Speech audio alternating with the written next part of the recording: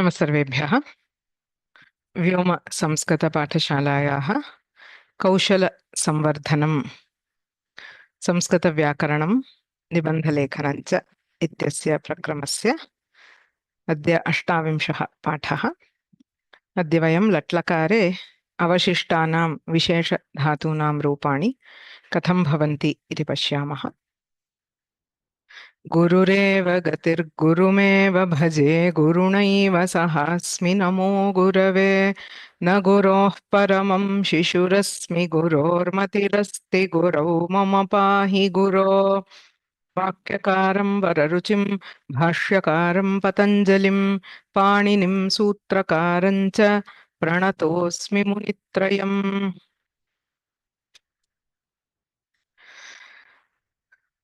अस्माभिः धातुरूपाणाम् अध्ययनार्थं प्रवृत्तैः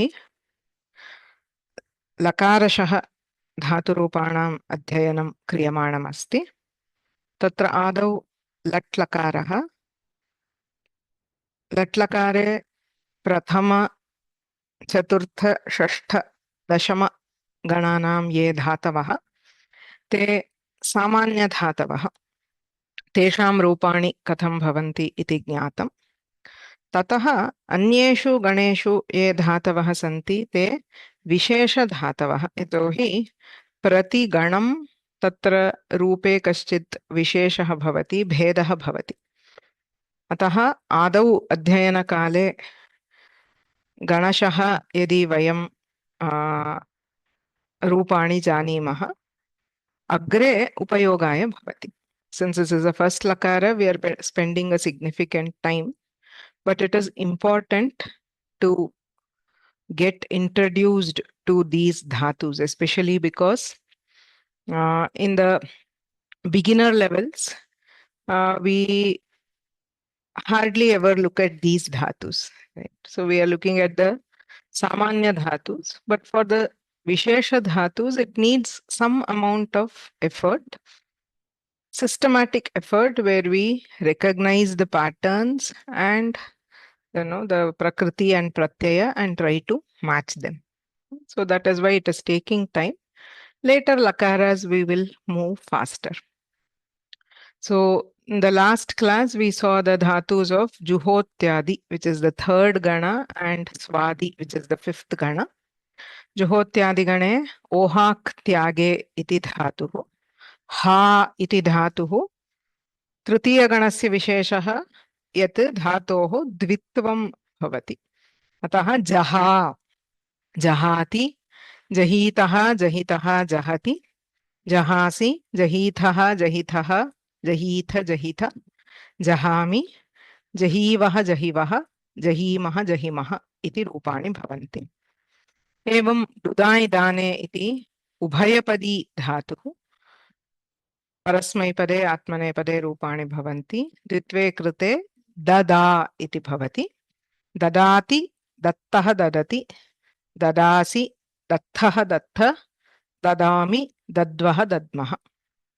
एवं दत्ते, ददाते, ददते, दत्से, ददाथे, दध्वे, ददे, दद्वहे, दद्महे इति रूपाणि.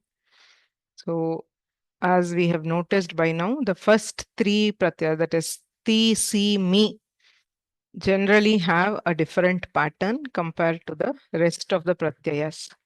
Okay. The same thing we also see in the swadigana, where shnu is the vikarana, so it becomes nu. So any dhatu, vr nu, chi nu, su nu, ap nu, shak nu ityadi bhavati.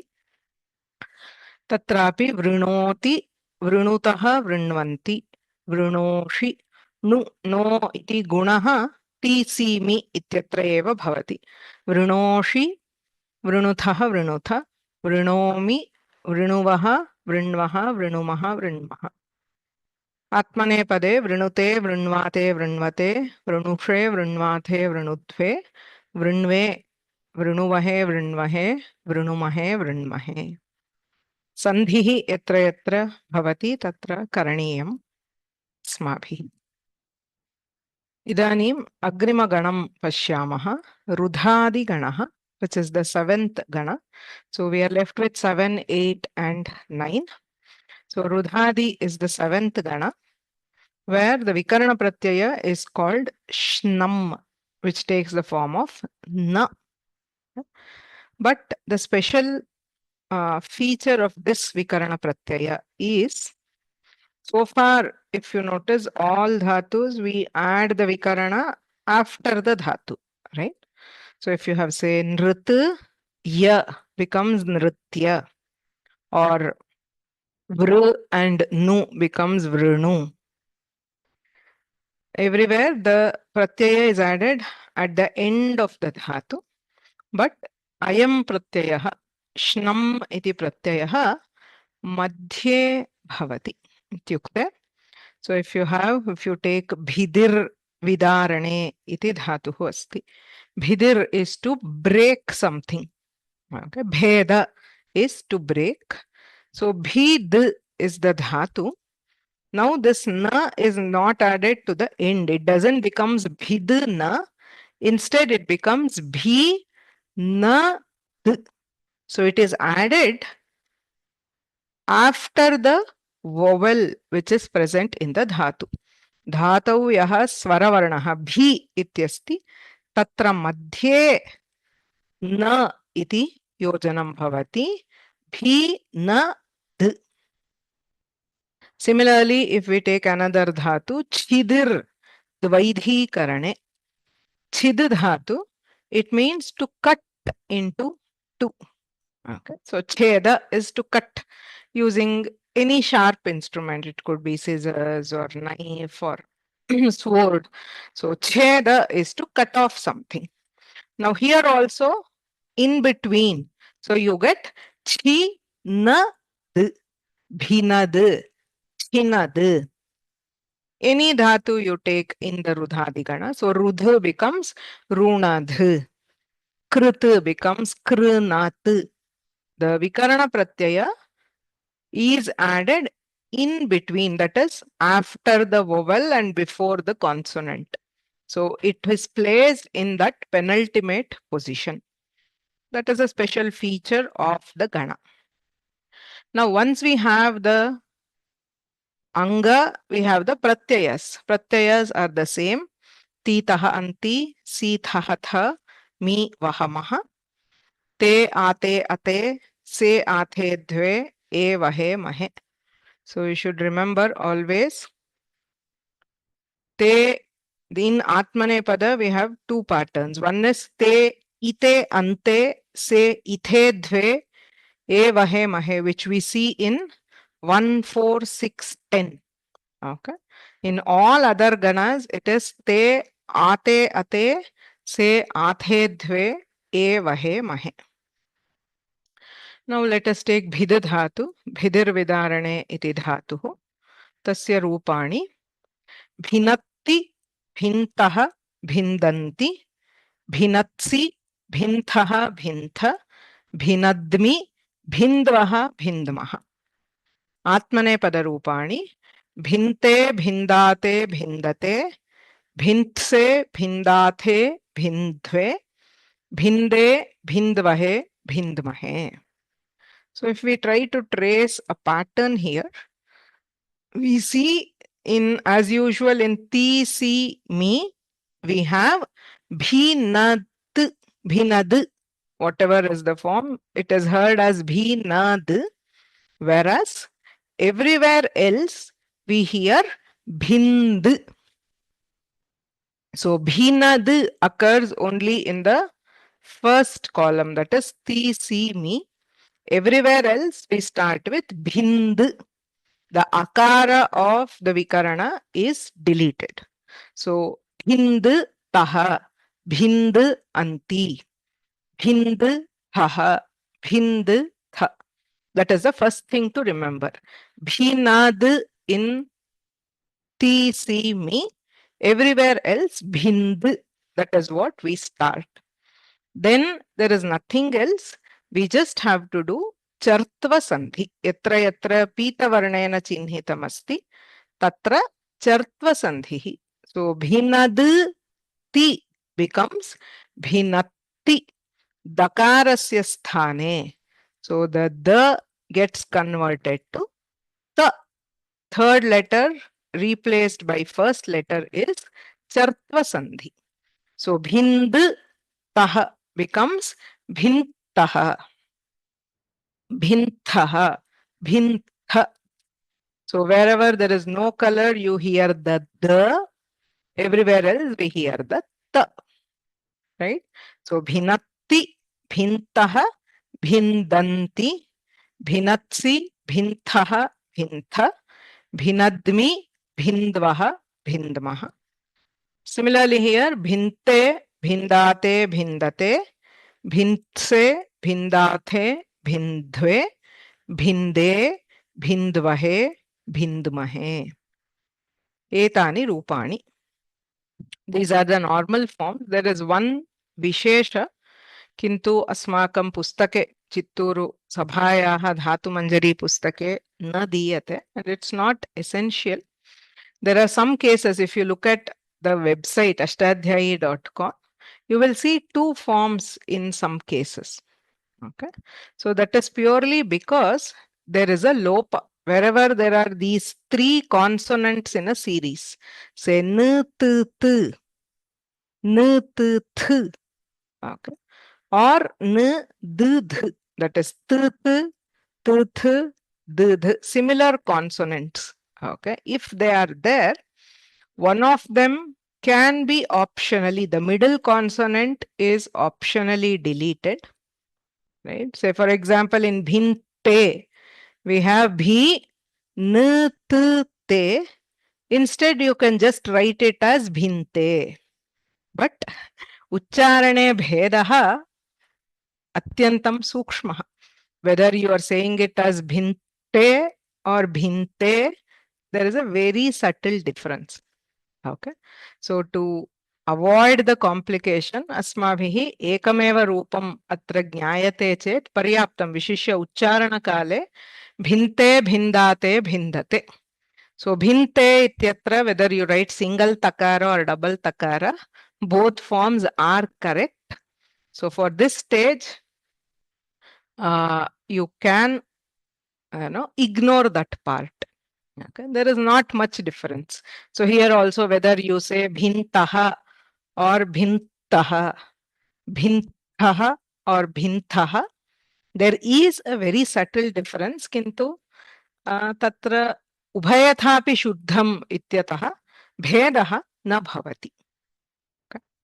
So we will learn one form. Even for the exam, if you write one form, it's more than enough. Kaha arthaha iti kenachit prishtam.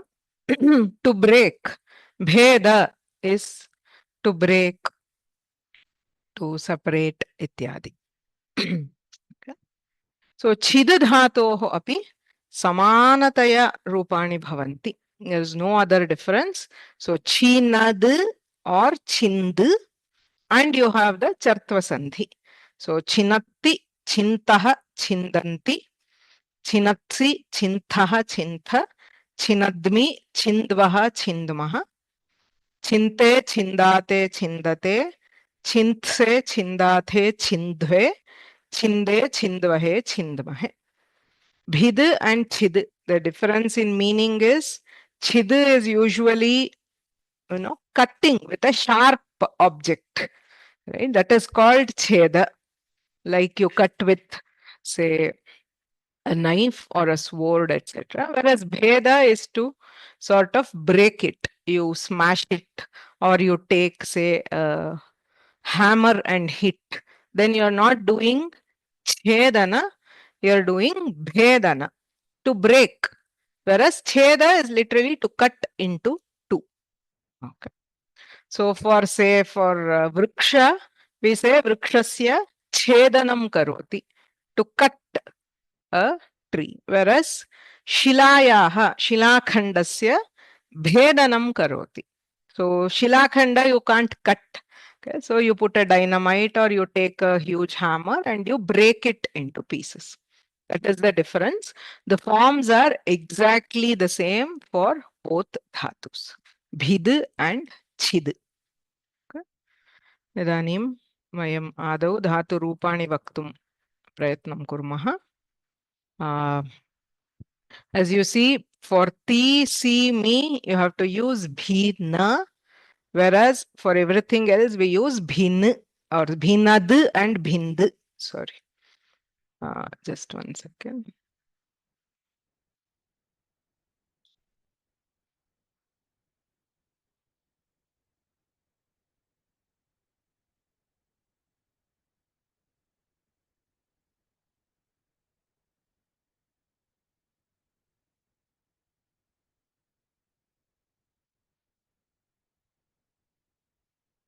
So bhinad, bhind and chartva sandhi karaniya. That is all. So though it looks a bit difficult, the forms are fairly easy. If you know the pratyayas, the main thing is you should know the pratyayas very, very well. Tada rupa kathanam athava rupa lekhanam sulabhataya bhavati. Okay. Okay. Divija Bansal.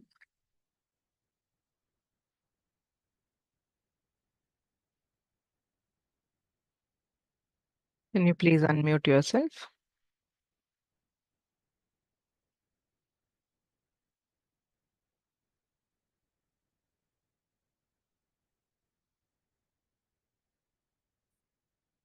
Mukta Sharma. Yes. Wait, please. Divija, can you talk?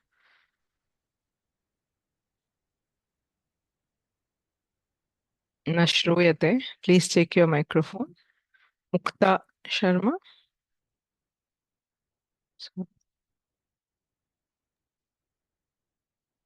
नमो नमः भगिनि। Ah. भिन्नधातोः परस्मैपदी रूपाणि भिनत्ति, भिन्नः, भिन्दन्ति, Samyak.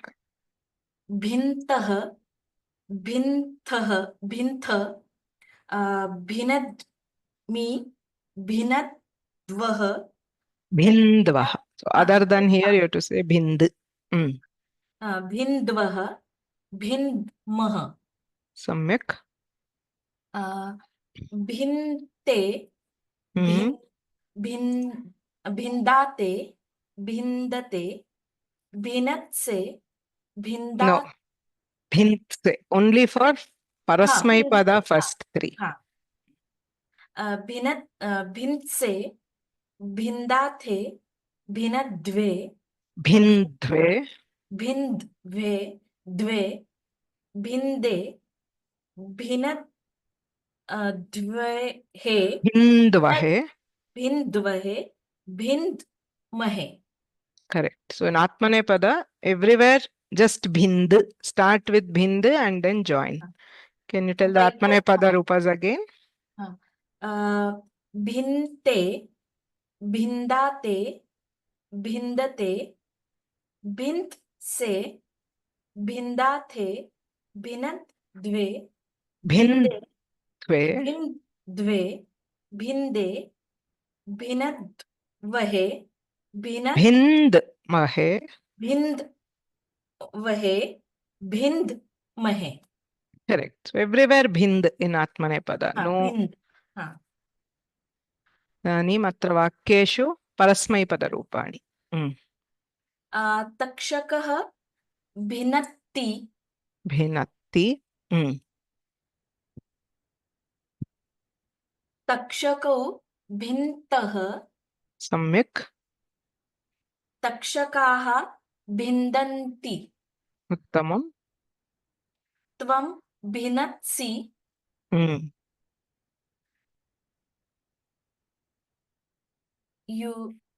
युवां भिन्तथः, Samyak. यूयं भिन्थः. 1 second, it's not. Sorry, the screen is frozen for me. Just 1 second. You can tell. Aham. Aham भिनत्मि, आवां भिनद्वः, भिन्द्वः भिन्द्वः वयं भिन्द्मः भिन्द्मः सम्यक् sorry there was some problem with the sorry परस्मैपद forms we finished धन्यवादाः भिन्नद्मि अहं भिनद्मि आवां भिन्द्वः वयं भिन्द्मः भिन्द्मः सम्यक् रेणुका राघव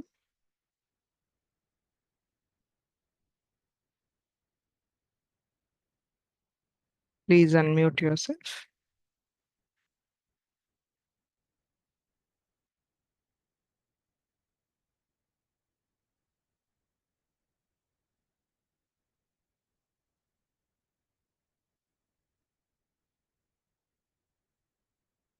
पूर्णिमा भगिनी नमस्ते भगिनी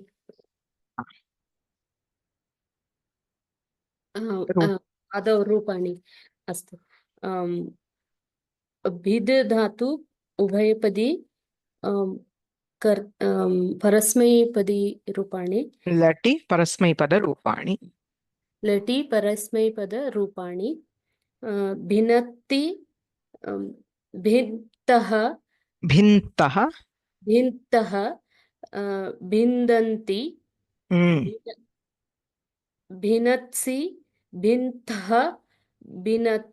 भिन्थः भिनत्मि भिन्द्वः भिन्द्मः आत्मनेपदी भिन्थे भिन्ते बिन्दाथे बिन्दथे भिन्से बिन्दाथे बिन्द्वे बिन्धे बिन्द्वहे बिन्द्महे सम्यक् इदानीम् आत्मनेपदरूपाणि कर्मकरः भिन्ते उत्तमं कर्मकरौ भिन्दाते कर्मकराः भिन्दते उत्तमं त्वं भिन्से युवां बिन्दाथे यूयं बिन्ध्वे अहं भिन्दे आवां बिन्द्वहे वयं बिन्द्महे उत्तमं सम्यक् धन्यवादाः इदानीं कृष्णप्रिया भगिनी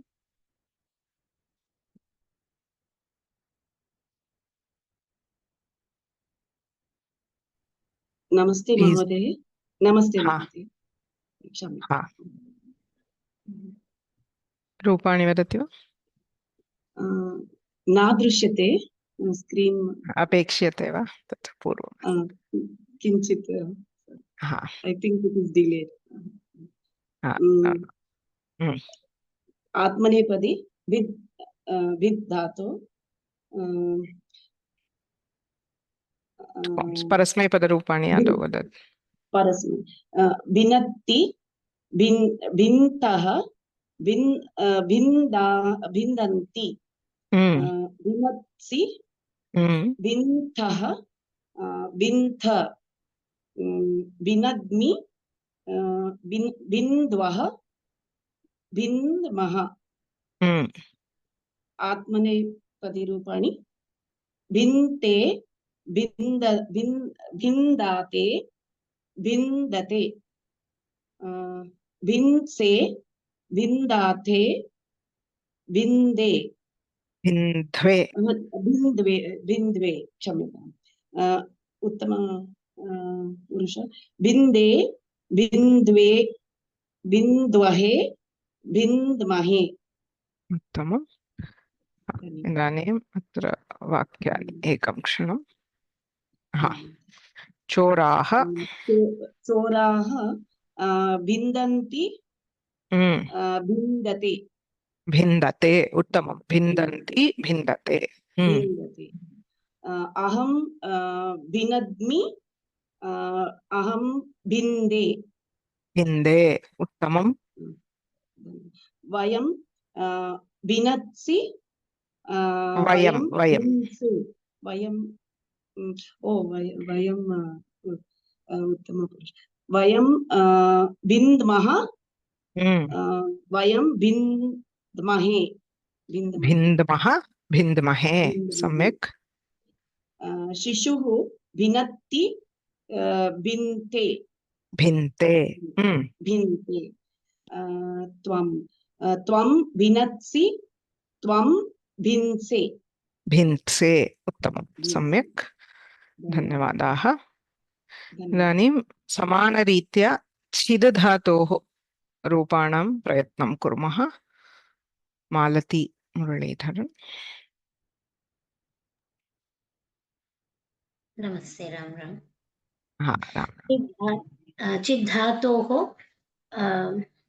परस्मैपदी लट् रूपाणि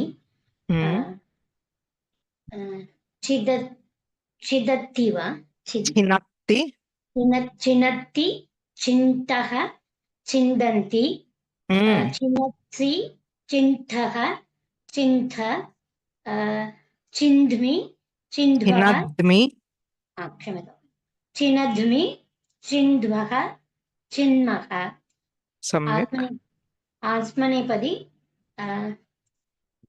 चिन्ते छिन्दते छिन्दाते चिन्दाते छिन्दते छिनत्से छिन्त्से क्षम्यतां छिन्त्से चिन्थे चिन्ध्वे चिन्दे चिन्ध्वगे चिन्ध्महे तौ चिन्तः चिन्दते चिन्दते छिन्दाते चिन्दाते छिन्दते इति बहुवचनं छिन्ते छिन्दाते छिन्तते क्षम्यतां सुहृदः छिन्दन्ति छिन्दते सम्यक् आवां छिन्ध्वः छिन्ध्वहे उत्तमं युवां चिन्थः चिन्धाथे चिन्धाथे सम्यक् छिन्दाथे यूयं चिन्थ चिन्ध्वे उत्तमं चिन्थ छिन्द्वे सम्यक् उत्तमम् इदानीम् अनुवादस्य लघु अभ्यासः भवानी भगिनी नमस्ते भगिनी प्रयत्नं करोमि गार्डनर् तस्य उद्यानपालकः उद्यानपालकः तृष्णानि तृणानि तृणानि चिन्दति छिन्दति फस्ट् फार्म् छिनत्ति चिनत्ति उद्यानपालकः तृणम् अथवा तृणानि छिनत्ति चिनत्ति चिन्ते Chhinte आत्मनेपदे Chhinte छिनत्ति The boys break the glass windows. पालकाः कर्णाडि काचस्य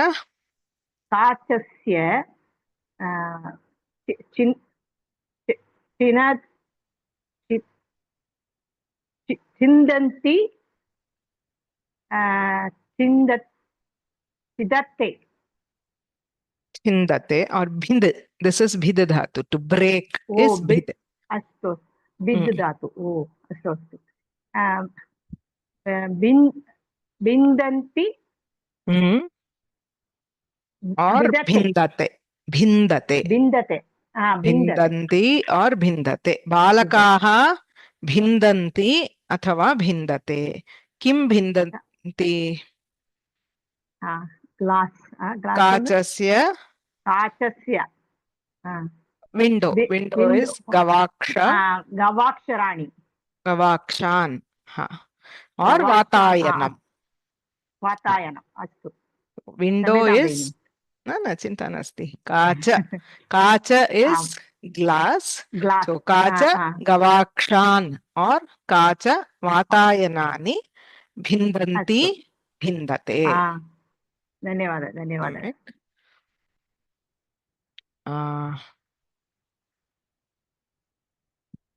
Purnima Krishnamurti. आं भगिनी नमस्ते भगिनी why are you cutting that त्वं वृक्षाणि Tree ekam. वृक्षं चिनत्सि Why? किमर्थं Purnam vakyam. त्वं किमर्थं वृक्षं चिनत्सि अथवा Samyak. हिंसे Chintse. Tvam kimartham vriksham chinatsi or chintse. Samyak. Bhima breaks Duryodhana's thigh with his mace. Bhima, Duryodhana's thigh. Janu? No. Uru. Uru Bhanga is a very popular prasanga. Uru. Breaks will be Bhind, I think. So, Bhima. Correct. Uru. So first translate Bhima breaks. Kim bhavati? Bhima Chinat. Bhid. Sorry. Bhinatti. Bhinatti. Bhimaha bhinatti. Bhimaha bhinatti. Kim bhinatti? Bhimaha Duryodhanasya Uru Urum bhinatti. Bhimaha Duryodhanasya Urum bhinatti. With what? With his mace, Bhagini, I'm not sure. What is the Ayudha of Bhima? Gada. Bhimaha Duryodhanasya Urum Gadena Saha Gadaya. Gada is Strilinga. Kshamyatam Bhagini. Gadaya Saha Bhinatti Athava Bhinte. So Gadaya Saha is not it. It's not along with this just Tritiya. So Bhimaha Gadaya Duryodhanasya Urum Bhinatti or Bhinte. Kshamyatam Bhagini. I made No need at all. It's very natural. Sarvadapi. So whenever you see a long sentence, the first thing is just join the karta and kriya.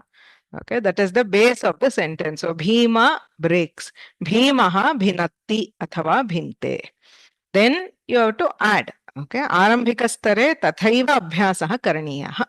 If you take the whole sentence, there are many possibilities of going wrong. So take it phrase by phrase. So Bhimaha bhinatti. Kim bhinatti? Urum bhinatti. Right? So Bhimaha Urum bhinatti. Karta, karma, kriya. Now kasya urum? It says Duryodhana. So Bhimaha Duryodhanasya urum bhinatti or bhinte. With what? With the gada. So with this tritiya, gada is strilinga. So gadaya. Bhimaha gadaya Duryodhanasya urum bhinatti. You have to do it step by step in the beginner stages. Okay. Atayeva bahunam tatra vakyakarane kleshaha iti chet yada sampurnam ekavaram eva vaktum prayatnam kurmaha vibhakti doshaha bhavati. There are two ways. One is while speaking. Yadi sambhavaha asti tarhi Sambhashana velayam tavan samayaha na bhavati. Tada tu sambhashanam karaniyam. Tada adhikam chintaniyam iti nasti. Okay, that is different. But when we are trying to practice, especially anuvada abhyasaha yada kriyate, तदा उपविश्य एकैकं खण्डं स्वीकृत्य you have to practise with practice you will get it किन्तु तत्र क्रमशः यदि वयं वाक्यस्य विस्तारं कुर्मः तदा दोषाः न्यूनाः भवन्ति अत्यन्तं प्रसिद्धः कश्चित् श्लोकः भगवद्गीतायां नैनं छिन्दन्ति शस्त्राणि नैनं दहति पावकः न चैनं क्लेदयन्त्यापः न शोषयति मारुतः. So Krishna starts Sankhya Yoga, the second chapter of the Gita. So quite at the beginning. So he is describing the Atma, what is the nature of the self. So enam shastrani na chindanti. So weapons cannot cut or will not cut.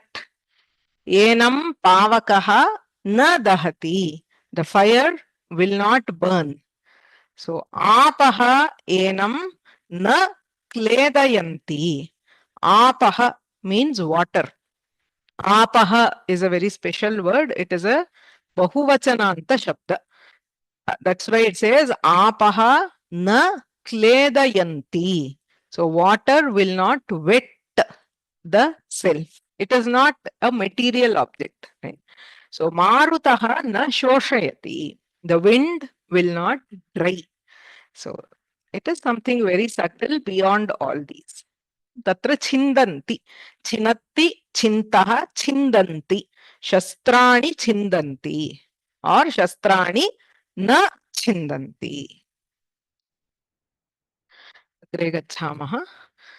तनादिगणः अष्टमगणः तत्र एक एव धातुः अत्यन्तं प्रसिद्धः कृ धातुः अस्माभिः अध्येतव्यः. तनादिगणस्य विकरणप्रत्ययः अस्ति उ. So डुकृञ् करणे इति धातुः. So this is one dhatu where the original form is very popular because of Bhajagovindam.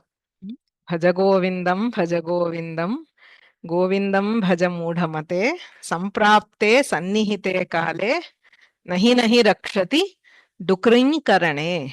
So Dukriñ Karane iti Kr dhatoho dhatu pathasya aupadeshikam rupam. That is how it is told in the dhatu patha. So when we remove the extra letters, it is Kr dhatu. When we add U to Kr, it takes two forms, either as Ka, Kar, U or Kur, U. Okay. So तत्र अग्रे वयं पश्यामः कुत्र कर् इति भवति. कर् इति तु गुणेन भवति. So कृ, when you do guna, it becomes kar, and sometimes it is ukara, so it becomes kur. U is the vikarana pratyaya. Okay. The pratyayas are the same. Ti taha anti, si tha tha, mi vahamaha, te ate ate, se athe dve, e vahe mahe. Dukrinya karane iti dhatoho rupeshu. So ti, si, mi. As always, you hear karo. So it is karu, where you get the guna on u, so that also becomes o.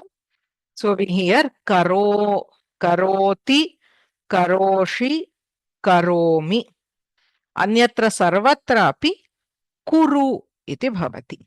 Kurutaha kurvanti, kuruthaha kurutha, kurute, kurvate, kurvate, kurushe, kurvathe, kurudve, kurve. Sarvatrapi kuru iti bhavati, yan sandhihi bhavati. As you know, kuru anti becomes kurvanti by yan sandhi. Ukara is replaced by vakar. So kuru ate becomes kurvate. Kuru ate becomes kurvate. Sarvatrapi ti, si, mi ityatra karo iti bhavati. Anyatra sarvatra kuru iti bhavati. Atra kaha visheshah? Kuru vaha ityatra ukarasya lopaha bhavati. It doesn't become kuru vaha. Instead it becomes kurvaha, kurmaha. Atrapi kurvahe, kurmahe. If the pratyaya starts with va or ma, so vaha maha, vahe mahe. Everywhere the ukara, the ending u, that is the vikarana pratyaya u, is deleted. Okay. So we saw, if you remember, the fifth gana, Vrunuvaha, Vrunvaha. It was optionally deleted, but here it is compulsorily deleted. So there is no form as Kuruvaha. Instead, it is Kurvaha, Kurmaha. Kurvahe, Kurmahe. So Dukranya Karane, Ubhayapadi Dhatuhu, Lati Parasmaipada Rupani, Karoti, Kurutaha, Kurvanti, Karoshi, Kuruthaha, Kurutha, Karomi, Kurvaha, Kurmaha. In Atmanepada, everywhere it is Kuru. So Kurute, Kurvate, Kurvate, Kurushe, Kurvate, Kurutve, Kurve, Kurvahe, Kurmahe. Prayah Rupani Jnatani eva. But still, it is helpful to notice the pattern happening, the sandhis which are happening. It's very important because it's not random. The same sandhis that we learn in between separate words also happen when we are deriving the words themselves.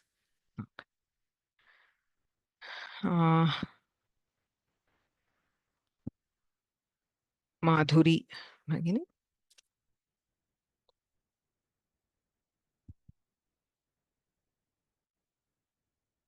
Please unmute yourself.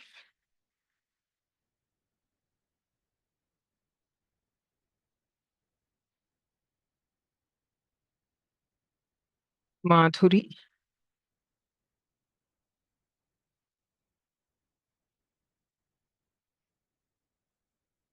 Madhavi. Pattvardhan.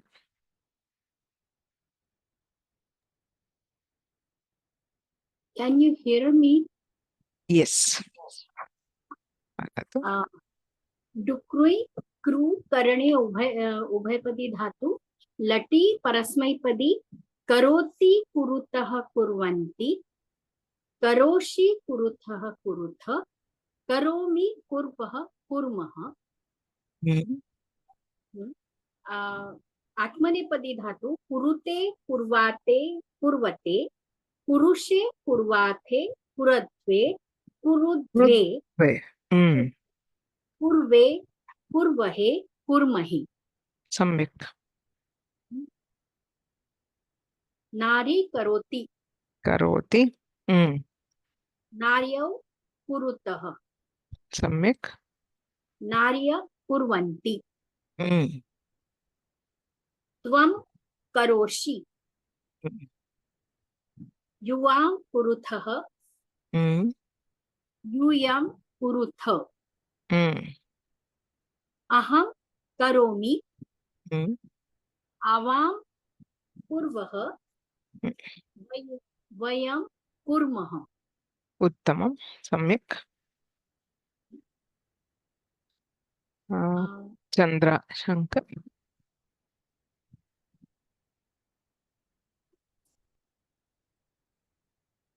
आत्मनेपदी धातु wait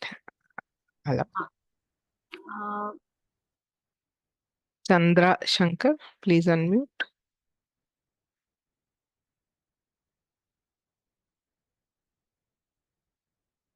वेदा M hello yes Chandra Shankar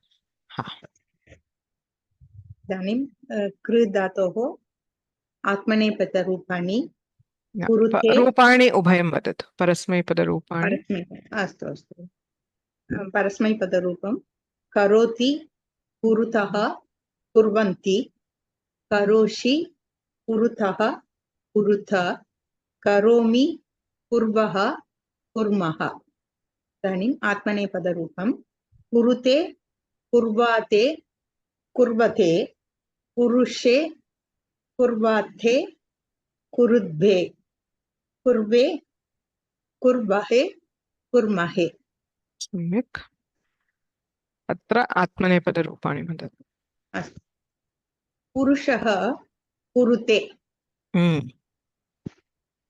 पुरुषौ कुर्वाते Mm.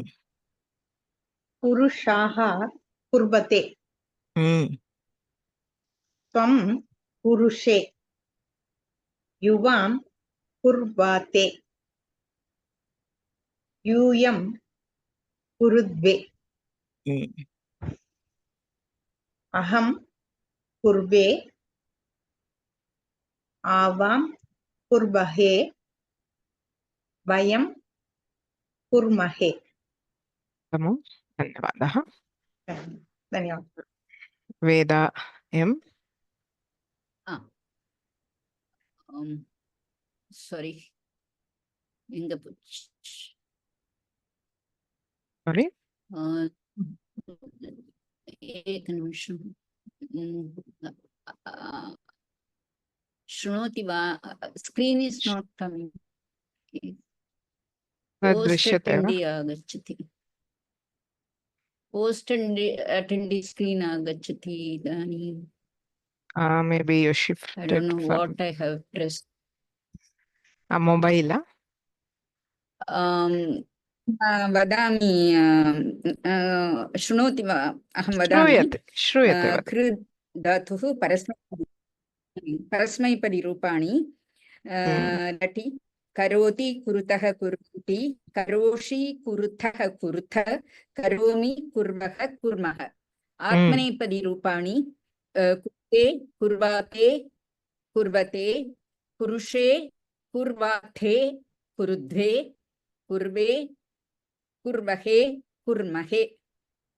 सम्यक्. सः सः करोति सः कुरुते. सम्यक्. सः करोति सः कुरुते. वयं वयं कुर्मः वयं कुर्महे. वयं कुर्मः वयं कुर्महे. त्वं त्वं करोषि त्वं कुरुषे. सम्यक्. त्वं करोषि त्वं कुरुषे. श्रूयते. मम इत्युक्ते तत्र I think you have just shifted the tab. You will have to look at that.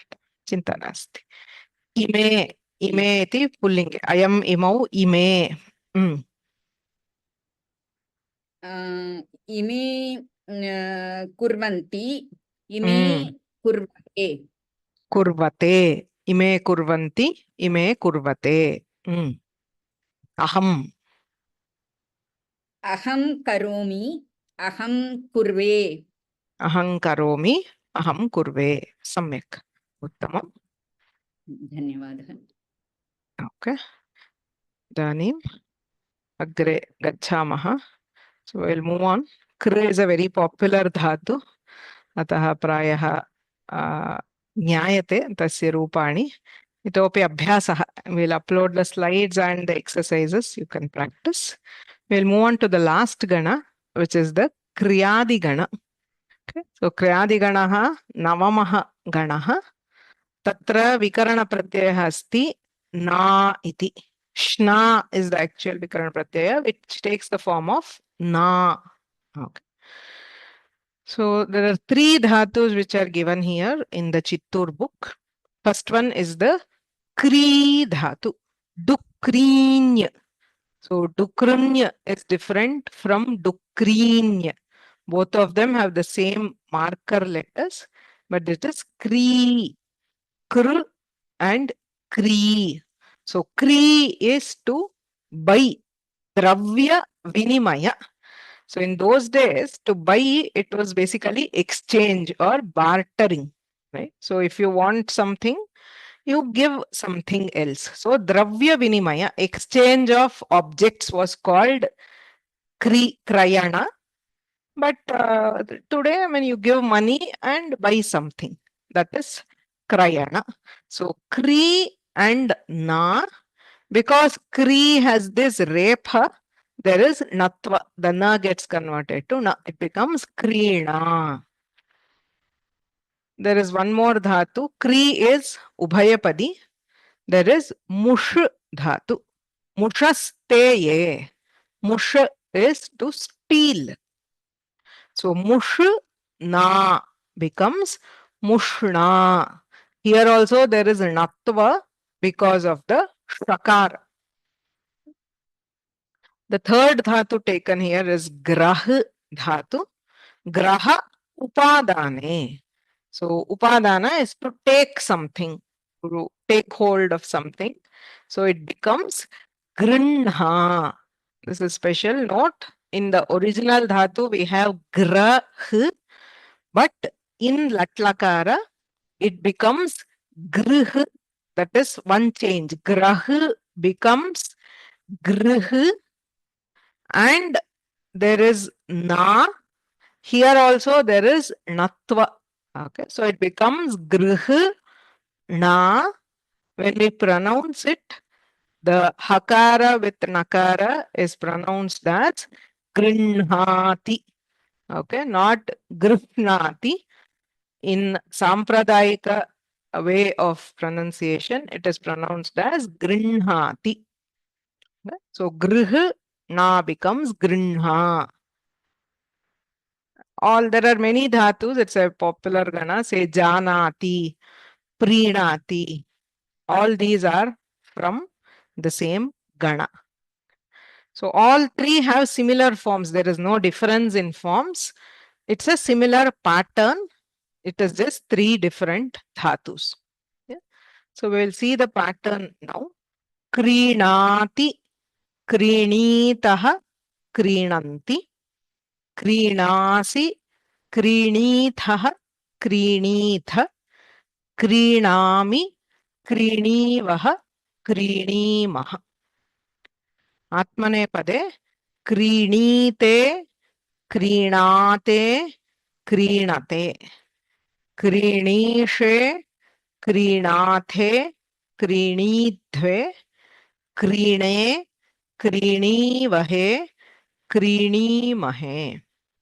There are three standard patterns which we notice here. One is krina. So as always, ti, si and mi, we hear the original, that is dhatu with vikarana is krina. So krinati, krinasi, krinami. Second pattern is krini. The na gets converted to ni. When other than this ti, si, mi, if it is a haladi pratyaya, that is a pratyaya starting with a consonant. Taha, thaha, vaha, maha. Everywhere you see the white here. Te, se, vahe. Everywhere there are pratyaya starting with a consonant. Tadrisheshu sarvatrapi krini iti bhavati. If it is an ajadi pratyaya, say anti, ate, ate, athe, e. Wherever the pratyaya is ajadi, the akara is deleted to give just kreen. Right? So originally dhatu plus vikarana is krina. So in ti, si, mi, we hear krina. Other than that, if the pratyaya is haladi, consonant, the akara becomes ikara. So krinitaha, krinithaha, krinite, krinishe, etc. If the pratyaya is ajadi, the akara is deleted. So it just becomes kreen. Kreen anti, kreen anti, kreen ate, kreen ate.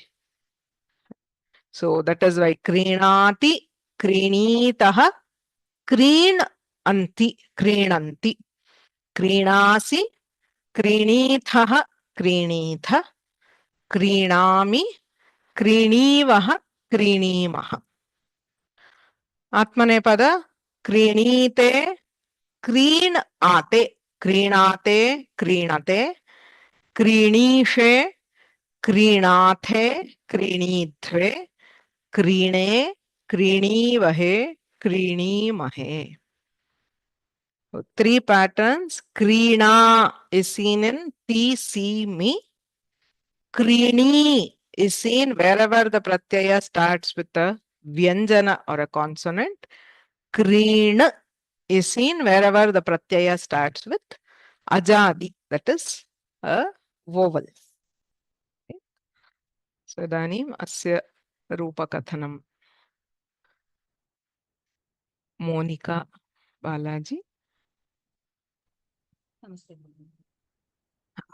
क्री धातुः लट्लकार परस्मैपदरूपाणि क्रीणाति क्रीणीतः क्रीणन्ति क्रीणासि क्रीणीतः क्रीणीत क्रीणीथ क्रीणामि क्रीणीवः क्रीणीमः आत्मनेपदरूपाणि क्रीणीते क्रीणाते क्रीणते क्रीणीषे क्रीणाथे क्रीणीध्वे क्रीणे क्रीणीवहे क्रीणीमहे सम्यक्. अत्र परस्मैपदरूपाणि वदतु. पिता क्रीणाति क्रीणाति. सम्यक्. पितरौ क्रीणीतः उत्तमम्. पितरः क्रीणन्ति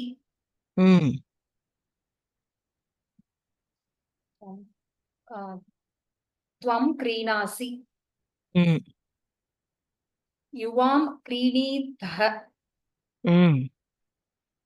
यूयं क्रीणीथ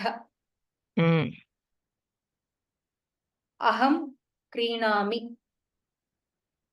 आवां क्रीणीवः वयं क्रीणीमः सम्यक्.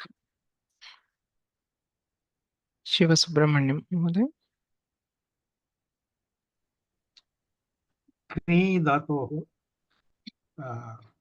लटि परस्मैपदरूपाणि क्रीणाति क्रीणीतः क्रीणन्ति क्रीणासि क्रीणीतः क्रीणीथ क्रीणामि क्रीणीवः क्रीणीमः आत्मनेपदरूपाणि क्रीणीते क्रीणाते क्रीणते क्रीणीषे क्रीणाते क्रीणीद्वे क्रीणे क्रीणीवहे क्रीणीमहे.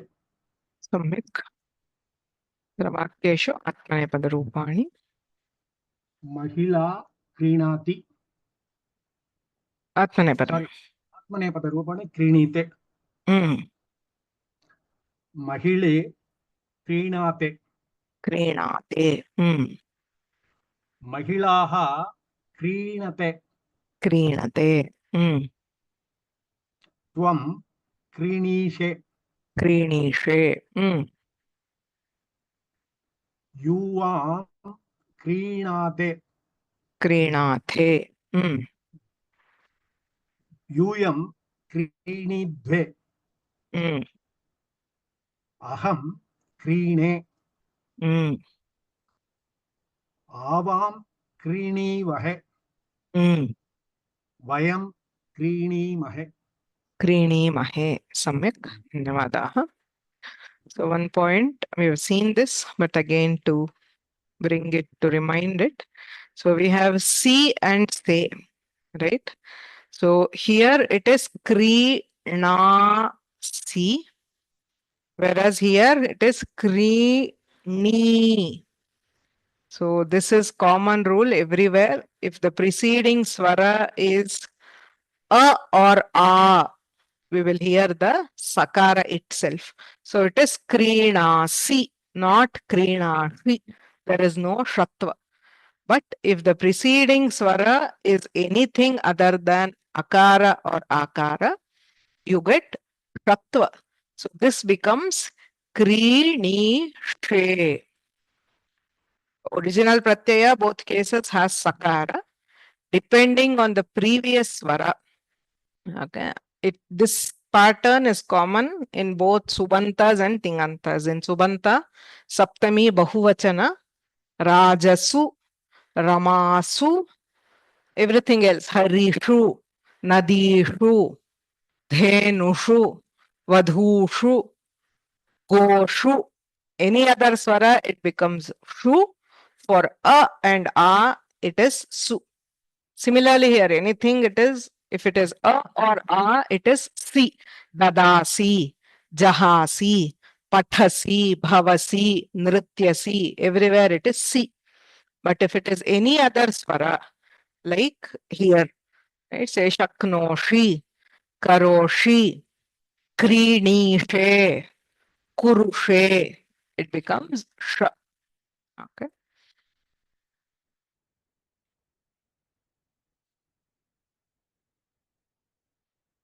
अग्रे गच्छामः.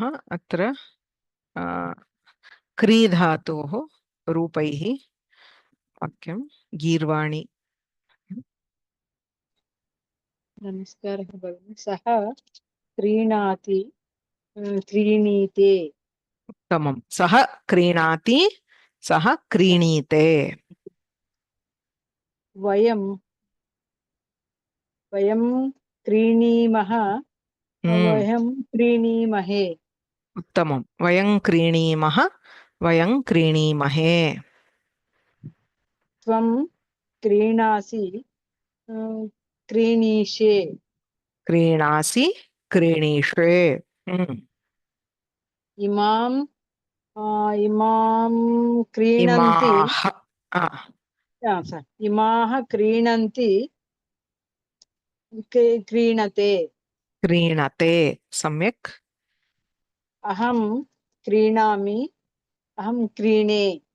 उत्तमं. सम्यक्. Now we will try the forms of mush dhatu, Saumya.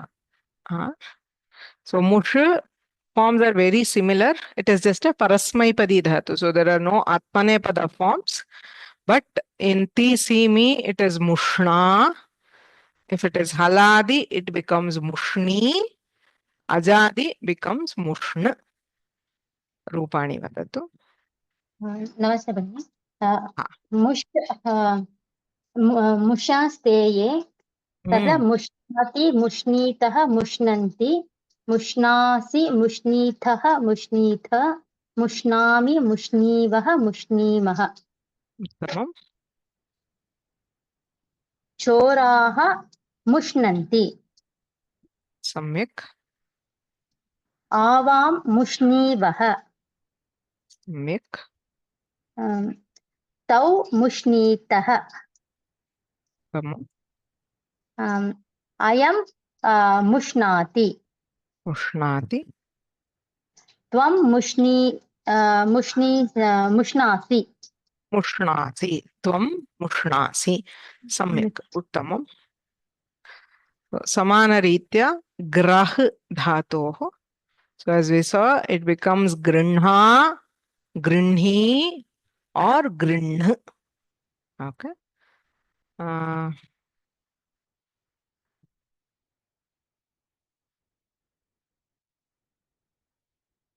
Anantalakshmi. Again.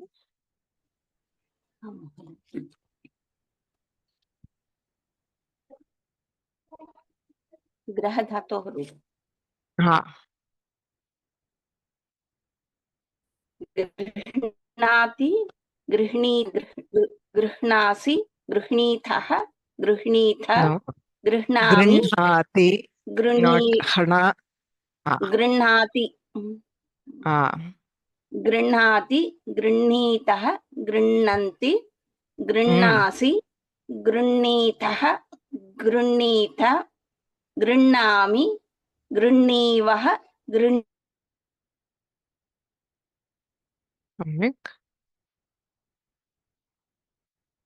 न श्रूयते.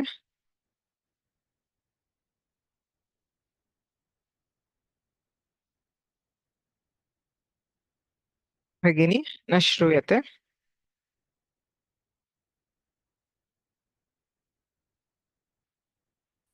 गृह्णीवहे गृह्णीमहे. आत्मनेपदरूपाणि पुनः वदति वा? न श्रुतं मध्ये. गृह्णीते, गृह्णाते, गृह्णते, गृह्णीसे, गृह्णाते, गृह्णीसे, गृह्णाते, गृह्णीसे, गृह्णीसे, गृह्णीषे, गृह्णाथे, गृह्णीध्वे, गृह्णे, गृह्णीवहे, गृह्णीमहे. सम्यक्. ते ते गृह्णन्ति. आत्मनेपदमस्ति. ते गृह्णते. सम्यक्. ते गृह्णन्ति, ते गृह्णते. गृह्णते. अहं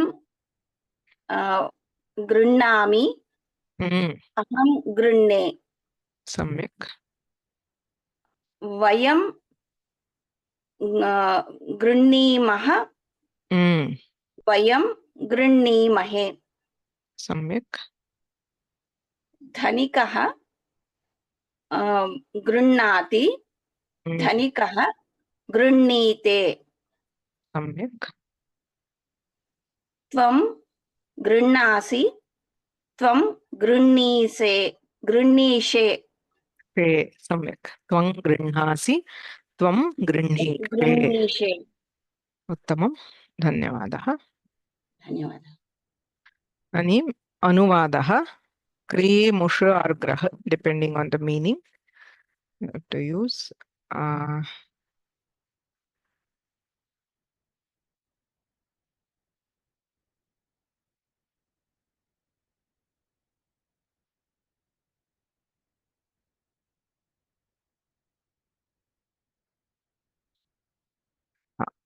PS Krishnan. पितामह पौत्रमहस्य पौत्रः पौत्रार्थं. पौत्रं toy I don't know. Toy is क्रीडनकं. क्रीडनकं क्रीडति, क्रीणाति. क्रीणाति. क्रीणीते. क्रीणीते. उत्तमं. सो पितामहः पौत्राय और पौत्रार्थं क्रीडनकं क्रीणाति और क्रीणीते. सम्यक्. धन्यवादः. ज्योतिलक्ष्मी भगिनी. Namaste, Bhagini. Thieves steal jewels from the shop. Choraha mushnanti va? सम्यक्. मुष्णन्ति. Choraha mushnanti abharanani va? आभरणानि. आपणतः नो चेत् आपणात्. चोराः आपणात् आभरणानि मुष्णन्ति. सम्यक्. उत्तमं. सो चोराः आपणात् आभरणानि, रत्नानि in general, precious jewels, मुष्णन्ति. सम्यक्. ललिता भट्ट. नमो नमः. Policemen catch the thieves.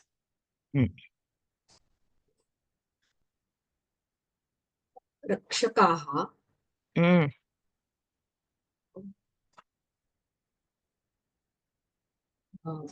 गृह्णाति अथवा गृह्णीते. थीव्स इति बहुवचनमस्ति. रक्षकाः. अतः रक्षकाः गृह्णान्ति, गृह्णन्ति अथवा गृह्णते. सम्यक्. थीव्स इत्युक्ते चोराः. द्वितीया. चोरान्. रक्षकाः चोरान् गृह्णते अथवा गृह्णन्ति. गृह्णन्ति और गृह्णते. आरक्षकाः, रक्षकाः, एवरीथिंग इज द सेम. चोरान् गृह्णन्ति और गृह्णते. सम्यक्. धन्यवादः. Sai Saraswati. Namaste, Bhagini. Why are you stealing fruits? One, stealing is a mushra. So, why are you stealing fruits? Tvam katham phalani. Tvam katham phalani mushnasi. Katham na. Why? Katham is how. How, correct. Why? Kim, no, not Kim. Kimartham. Kimartham. Tvam kimartham phalani mushnasi. Mushnasi. Tvam kimartham phalani mushnasi. Samyak. Shyamala. Again. Namaste, Bhagini. Ha. Two ladies buy many saris.